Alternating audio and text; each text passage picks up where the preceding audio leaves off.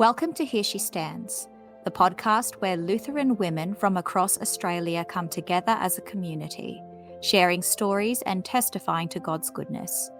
We do this so when the tribulations of this world try to push us down, we can hold firm to the word of God and confidently say, "Here I stand, I can do no other." My name is Lexi and I'm the wife of a pastoral student and a homeschooling mama. And I'm Sonia, a Lutheran pastor's wife, homeschooling mum and homemaker.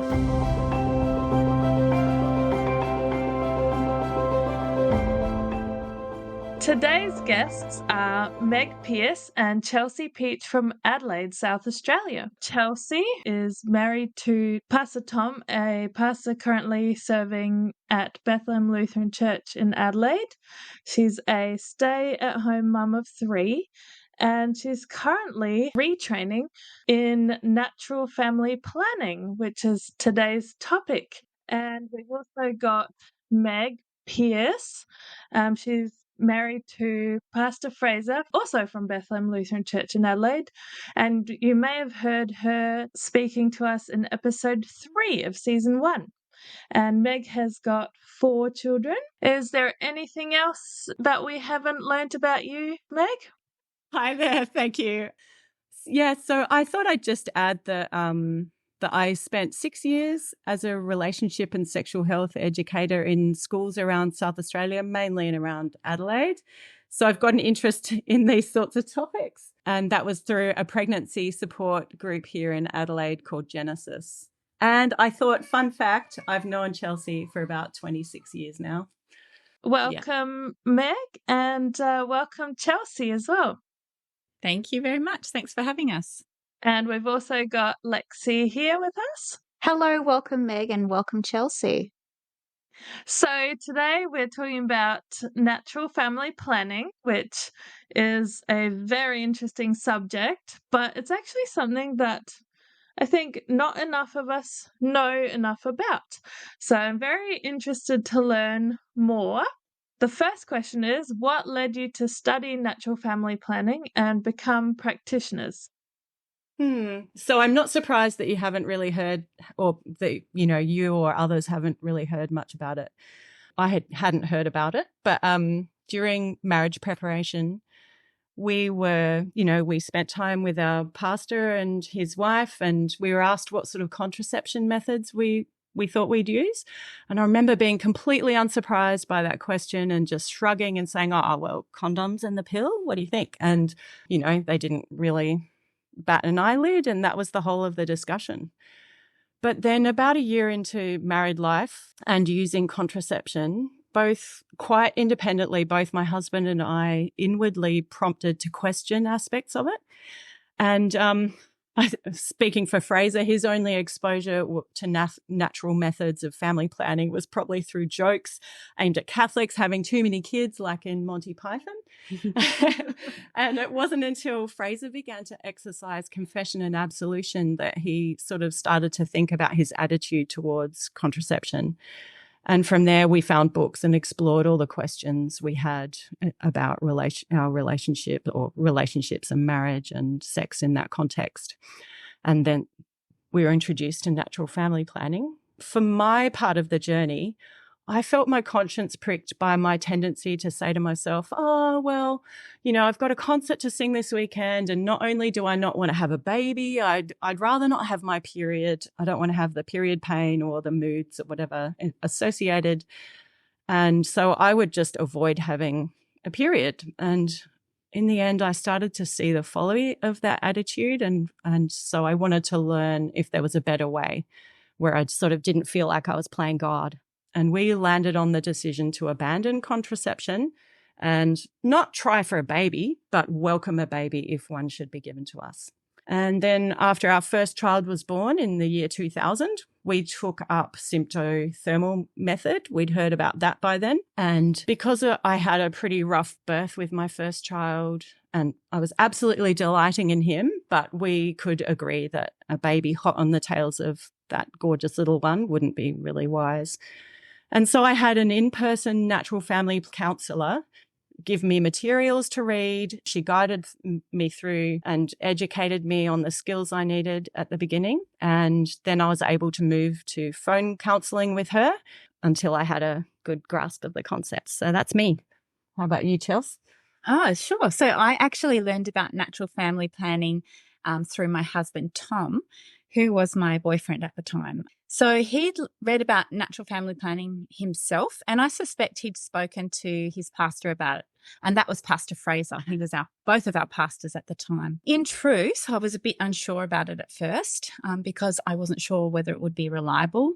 I was quite young at the time, and while we were planning on getting married and hoped to have kids, I also had aspirations to go to university. So that led me to do some research. I think Meg might have given me a book as well. And from my research, I ended up being so convinced by natural family planning and the thinking that surrounds it that I went on to train as a teacher of one particular method called the symptothermal method. And I taught the method in Adelaide as a part-time job while I was a student at university. And while I haven't taught NFP for some years now, I have recently started to retrain. Yes, and to just be clear, we have used it in our marriage and planning our family, or, through our marriage, but I've never had an official role with teaching it. So what exactly is natural family planning? Well, NFP is a fertility awareness method, and it involves a woman observing and charting her natural signs and symptoms of fertility and using this information to determine when she is potentially fertile or infertile. Well, we presume that men are fertile 100% of the time, but women are actually only fertile for a specific phase of their cycle. So couples who are charting this information can then go on to use that information relating to their combined fertility in order to help avoid or achieve a pregnancy. And I can talk a little bit more about what that involves later on. But it might be interesting to know that NFP is actually recognised by the World Health Organization as an effective form of family planning. And there are several methods of NFP, including the symptothermal method, the Billings method, and the Creighton method. And there might even be more, but they're the three that I'm aware of.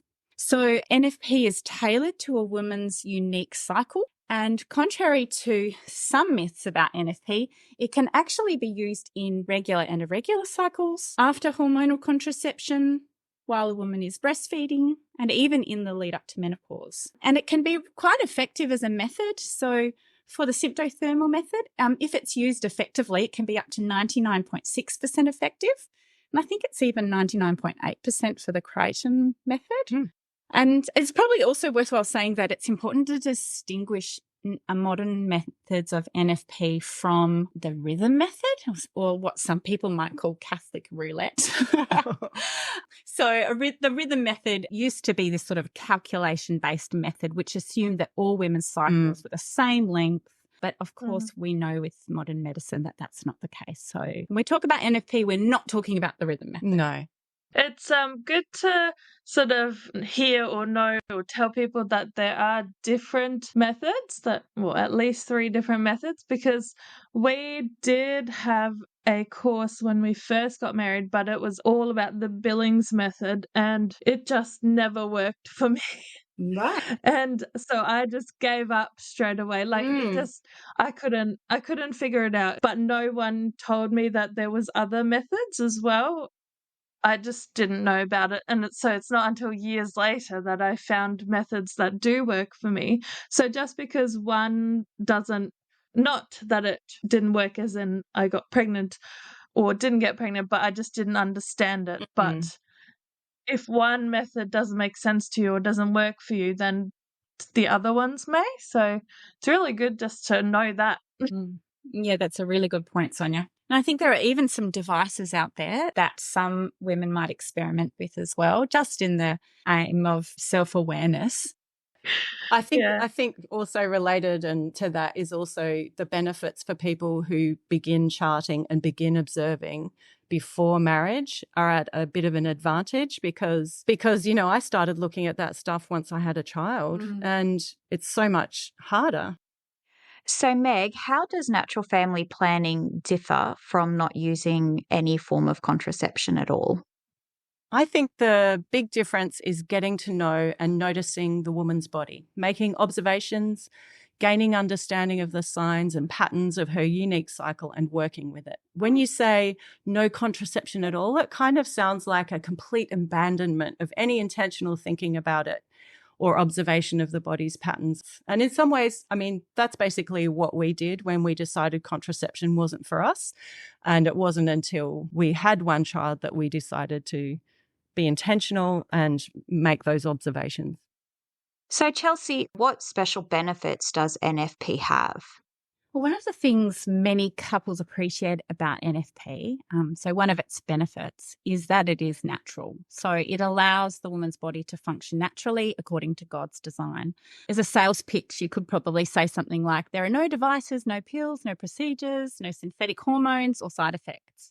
So what I like about it is NFP receives a woman's body and the couple's combined fertility as a gift. So that's something to be stewarded with care. Now, practically speaking, for those of you who aren't familiar with what this actually entails, NFP involves a woman charting daily her signs and symptoms of fertility. So we've touched on that a little bit.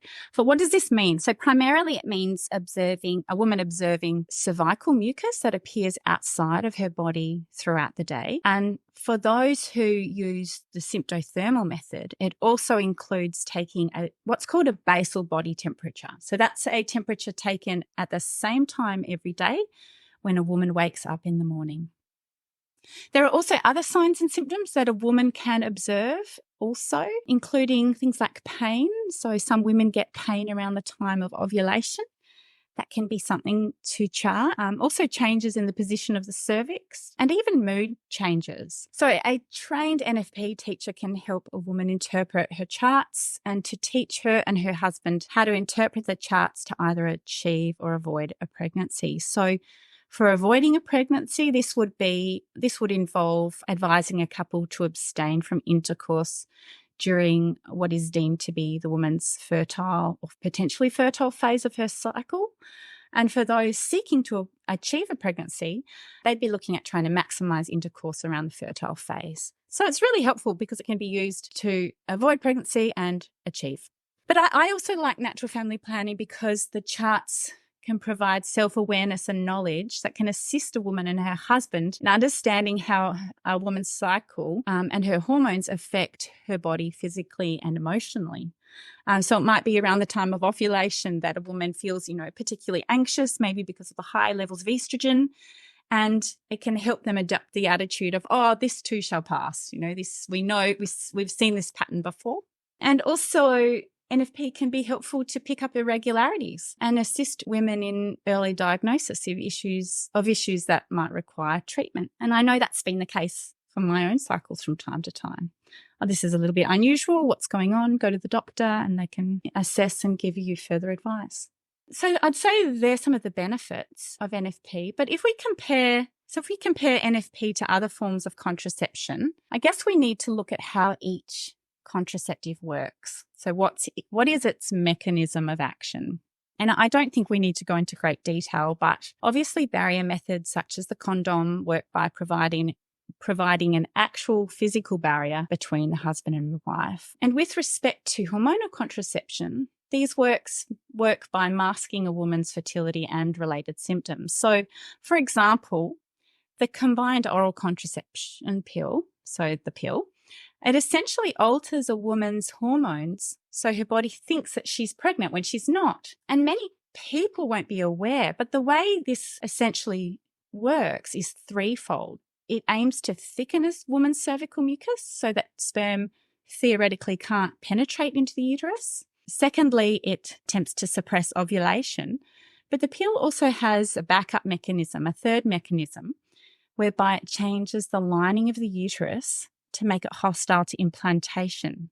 So what does that mean? Well, it means that if for some reason a woman ovulates and conceives while she's on the pill, and we know this is possible because some women even get pregnant on the pill, this backup mechanism means that the newly formed embryo has nowhere to implant. And so a woman would have no way of knowing that this has occurred. So I guess I say this because it's important for Christians to be aware of how contraceptives work And if they are considering using them, to think about, well, is this an acceptable mechanism of action for us as a couple, biblically and morally? And also, what are its side effects?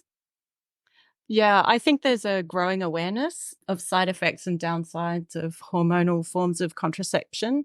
My husband, who's an absolute constant reader on all sorts of topics, was interested recently to read a book about a secular pro-contraception scientist called Dr. Sarah E. Hill. And the book was This Is Your Brain on Birth Control. And this book highlighted many concerns and downsides women and men experience due to its use. So I'd say there's an ever-expanding body of literature on the negative effects of hormonal methods for regulating fertility. And I feel I should add, it's not just, I guess, sexually active women who seek out the pill. There are all sorts of other reasons that even young girls are encouraged to take the pill and other hormonal treatments. And I think of anything from sort of acne to irregular periods or easing menstrual pain and more. So researchers have found that there are links to breast cancer and other cancers. The pill is a group 1 carcinogen, so that means Depo-Provera, the patch, IUD, Mirena, basically anything that has the combination drugs of synthetic estrogen and progesterone also fall into that category. Other studies show links to low mood because when you take the pill, your natural levels of testosterone are going to go down. And one study found in teens using the pill, they were 80% more likely to suffer from depression. There's association with blood clots. And this one's mad. Some studies suggest that hormonal contraception can interfere with who you're attracted to. Apparently, pheromones and scent play a role in your selection of a potential mate, and that has been shown to be changed on and off the pill. But on a positive side, there are also quite interesting studies related to, for example, male attraction to a naturally ovulating woman, and research shows they find them very attractive. And I thought I would just add that in my mind as a culture, it's worth looking at the way the circumstances we might medicate an otherwise healthy body. We've really embraced this idea as a culture, and I think it primes us to be open to other situations or ways that we apply hormones to people who are healthy, like offering a young, confused female testosterone to change her appearance and so much more. But I know that's a whole other matter, so I'll leave that there. Yeah, and just anecdotally speaking to women that have had the pill or other forms of hormonal contraception, I've rarely spoken to someone that they haven't felt side effects. It just seems to be very common. Yes, I've heard that a lot too. But the body's hormones are such a delicate thing, you know. Any slight change in hormones makes us feel different and act different. It's not surprising that playing around with those has a big effect on us. Yes, I'd agree with that. So, the second half of this interview has to do with the theological aspect of fertility and having children. So, Chelsea, what does the Bible say about having children? Well, Scripture affirms time and time again that children are a blessing and a gift from the Lord. So perhaps the best known passage is from Psalm 127. And I just want to read a little bit from that now, verses 3 to 5. And it says, "Children are a heritage from the Lord, offspring a reward from him. Like arrows in the hands of a warrior are children born in one's youth. Blessed is the man whose quiver is full of them. They will not be put to shame when they contend with their opponents in court." So I've just highlighted there the word reward and blessed. Children really are a gift from God. And I think the book of Genesis is also pertinent here. So think, for example, of God's command to Adam and Eve to be fruitful and multiply. I think this shows that God intends for the gifted children to be a part of his vision for married life. So children are a gift and something good given in the context of marriage. And of course, all children are a blessing.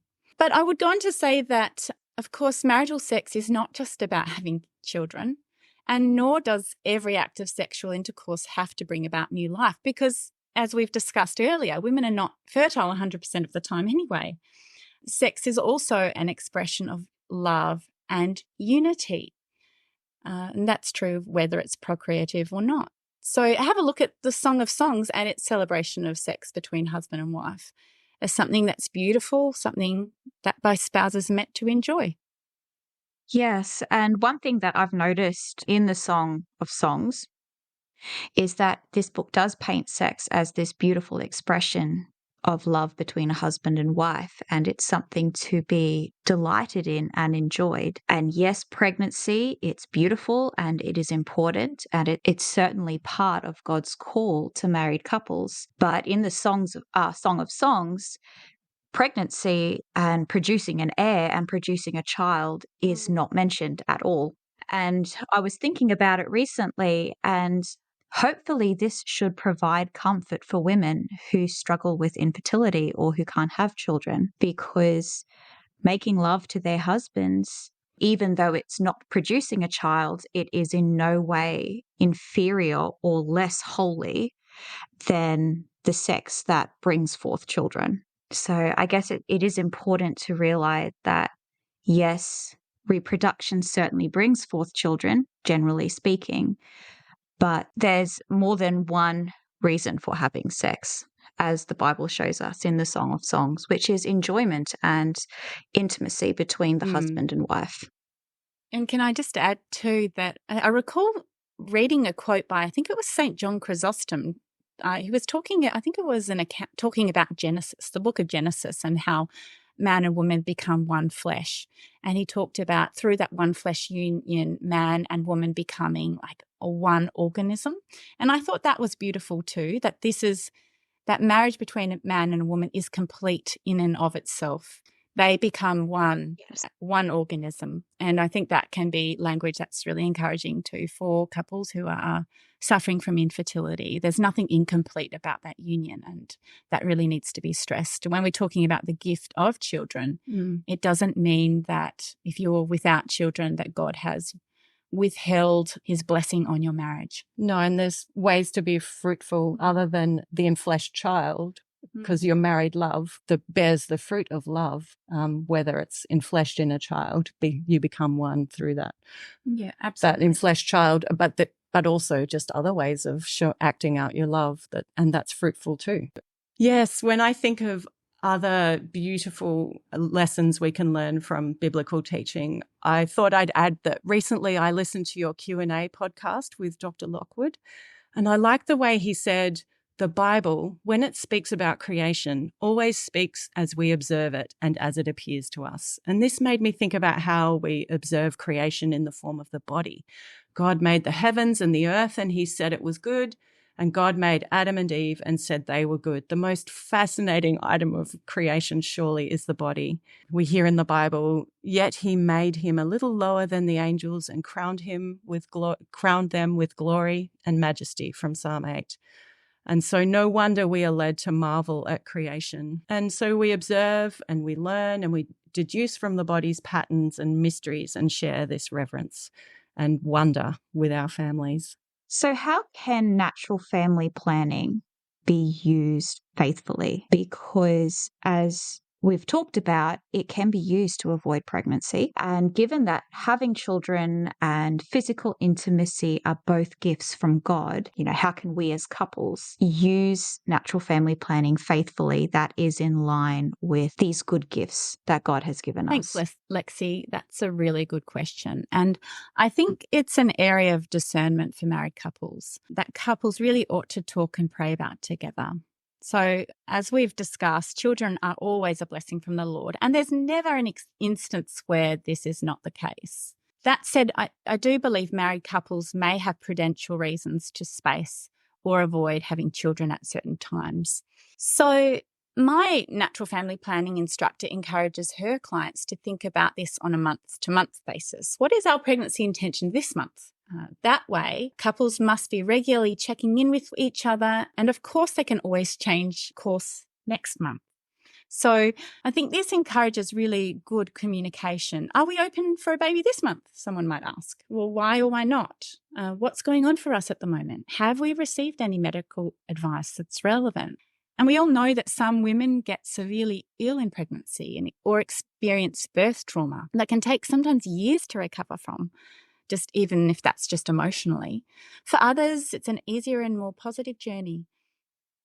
Some people come from loving families, others have histories involving trauma. All of these factors and countless more can impact on a couple's decision-making with respect to the size of their family. So it's beautiful to have a posture that's open to life. That's how God has designed us.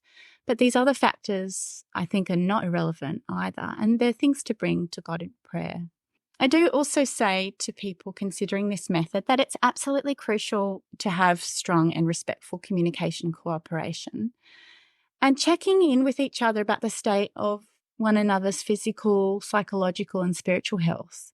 Because we really want to avoid situations where a spouse might be pushed beyond their limits, as in, be burnt out, have a breakdown, this sort of thing.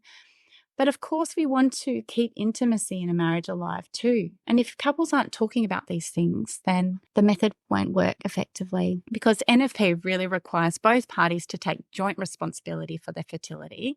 So the burden is not on one or the other, but it's something they embark on together through honest and open communication. And I think that's really important. Yes, and there are many women who choose to avoid pregnancy because of a mental, physical, or spiritual issue that they're currently going through. And when you think about it, women who are going through really difficult times, they should not be deprived of having sexual intimacy with their husbands, because sexual intimacy, it is an important part of marriage.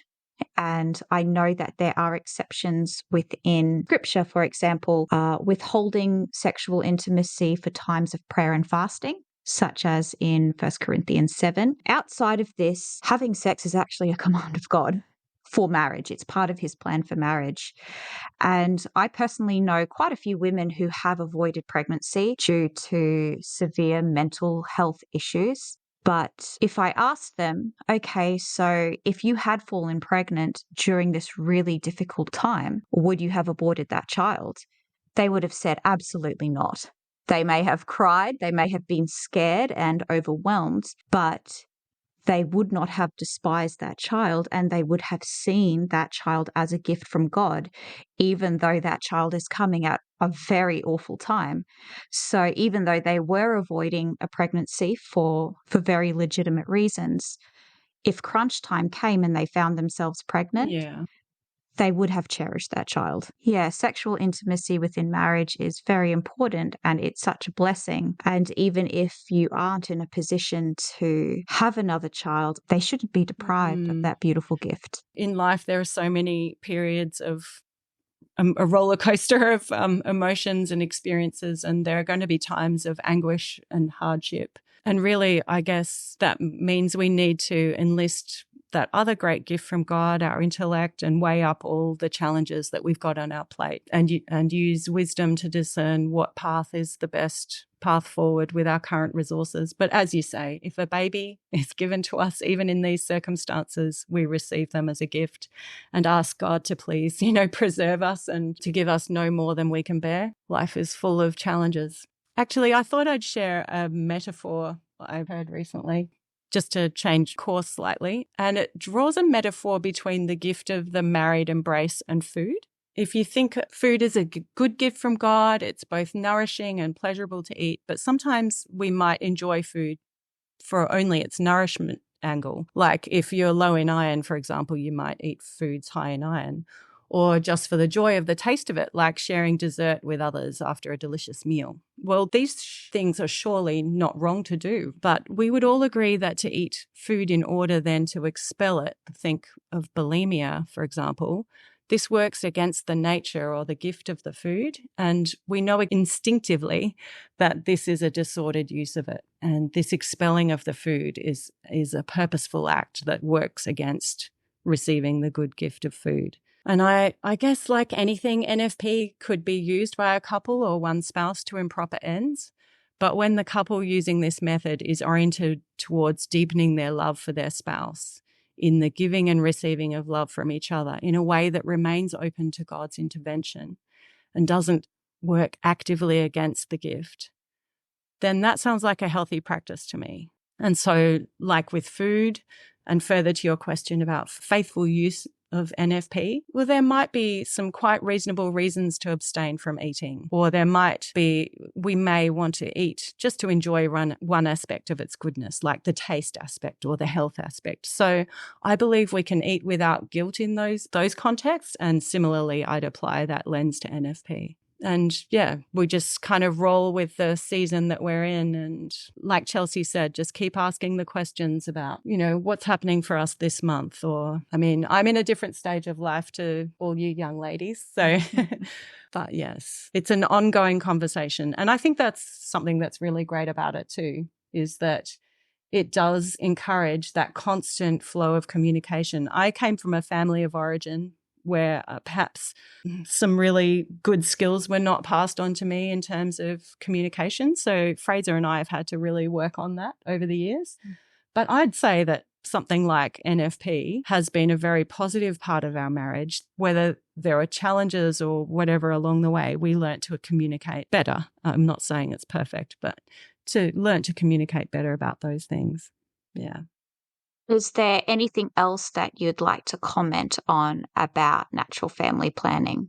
Sure. Well, I think I've hinted at this before, but just to say, I think it's a really empowering method because it teaches women so much about their bodies. And I think this can be super helpful for understanding how your cycle works, talking about the influence of hormones on emotions and picking up irregularities. So I think that's a real takeaway point for me. I also thought it's worthwhile raising that charting can be really helpful for those seeking to achieve a pregnancy, and especially if you're suffering from fertility issues. So my husband and I have experienced seasons of infertility throughout our marriage, and we really have benefited from the advice of something called NAPRO technology doctors. And I'm sure Lexi and Sonia can pop these details in the show links. NAPRO technology doctors are predominantly Catholic doctors who respect life and seek to restore fertility issues in both men and women so that conception can still take place in the sexual act. And they know all about natural family planning, and they know all about interpreting charts and use natural family planning chart as they advise couples with fertility issues. So that's just another thing to keep in the back of your mind if you or someone you know would really love to have a baby and is struggling to fall pregnant. Yeah, I guess I'd just add that while NFP has been really very positive part of our marriage, and there are certainly some times that are more challenging. For example, when you're breastfeeding a baby and you're trying to determine when ovulation, your first time you might ovulate after a baby might happen, because that can be quite a long period that a woman wouldn't ovulate, sometimes up to a year, I think, Chelsea. Could that happen? Maybe. Individual for each that's woman. right. Yeah. So it can be, quite quickly after a baby or a very long time. And so determining those things can be quite tricky as a couple. Other things, like Fraser thought I should mention, that sometimes when people hear about NFP families, they are more likely to have larger families by modern standards. But I think that's not because they've failed to understand or practice the concepts properly. I think it's actually more likely because they entertain a posture of openness to life. So there's that. And lastly, I thought I would just say that I'm obviously a lover of parallels. And one last parallel I'd like to draw is, and encourage us to think about, is, our desire to act with wisdom. And I think it's worthwhile looking at the wisdom of the farmer who observes the seasons and the patterns of nature. The farmer may leave the fields to lay fallow for a while, or in due season plant the crop in order to reap the best and most fruitful harvest. To everything there is a season, right? Just read Ecclesiastes 3:1-8. And I think that's just a beautiful image and a beautiful parallel for us to draw upon, to know that there are times, there are different times in nature and different times, different seasons, and we can ponder those things and learn from them. Well, Meg and Chelsea, thank you so much. Here She Stands is an Australian podcast for Lutheran women, and we release new episodes every 2 weeks on a Tuesday. You can find us on all major podcasting platforms as well as YouTube. You can also follow on Facebook and Instagram. If you would like to contact us directly, our email address is hereshestands.podcast@gmail.com. Until next time, we pray that you will hold fast to God's word and confidently say, "Here I stand, I can do no other."